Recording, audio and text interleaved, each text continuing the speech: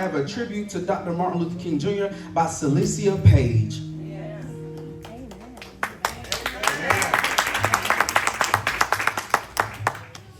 Thank you, Minister Clark, for the introduction. 3 days ago, on January 15th, we would have celebrated the 96th birthday of one of America's greatest heroes, Dr. Martin Luther King Jr. Dr. King was a powerful man who lived and died before any of us were born. However, in his short lifespan, he earned the respect of not only Black Americans, but the respect of all people, all races, creeds, colors, and nationalities in America and all over the world.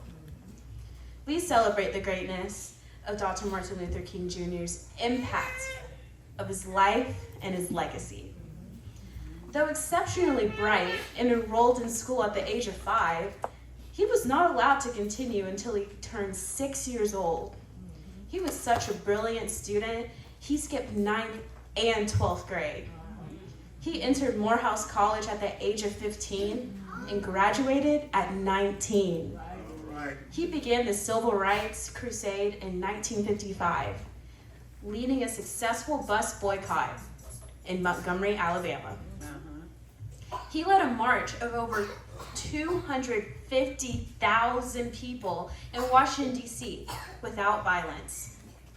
And his fight to end segregation of Black Americans led Congress to pass the Civil Rights Act of 1964 and the Voting Rights Act in 1965. Every year, on the third Monday in January, America and countries all over the world celebrate the life of Dr. Martin Luther King Jr. To all of the youth here this evening, I want you to know that Dr. King's birthday celebration should mean more to us than a free day out of school. In 1963, after a march on Washington, D.C. for jobs and freedom, Dr. King gave his famous I Have a Dream speech. His speech was filled with dreams and expectations, explaining how the whole world could live non-violently.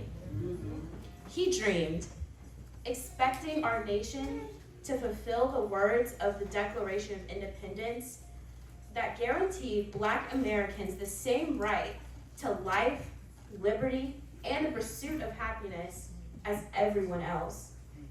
He dreamed, expecting to end the economic and the employment inequality and to be justly paid for the work you do. He dreamed, expecting people of all races, creeds, colors, and nationality could sit together at the table of brotherhood without any acts of violence. He dreamed, expecting that children and youth would not be judged by the color of our skin, and it would not matter if we were dark-skinned, brown-skinned, light, bright, almost white. We should be judged by the content of our character. Amen. For those of us who do not know, our character is what is inside us that others see on the outside of us.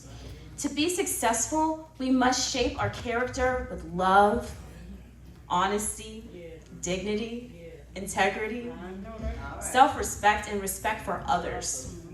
So this Monday, I would like for all of us to remember that Dr. Martin Luther King Jr.'s holiday is not just a day to have a free day out of school. We should use his day to read about his history and the history of other Black Americans and allow the struggles they endured to encourage us to want to be successful. Amen. We should use his day to start our journey as a dreamer with a vision. A vision that will allow us to see ourselves involved in doing our part to make this world a better place in which to live. Tonight, as we remember his greatness and celebrate the impact of his life, let us not forget to thank God for sending Dr. King and his dreams and visions of peace and justice into our lives. I am Celesia Page, and I thank you so kindly for your attention.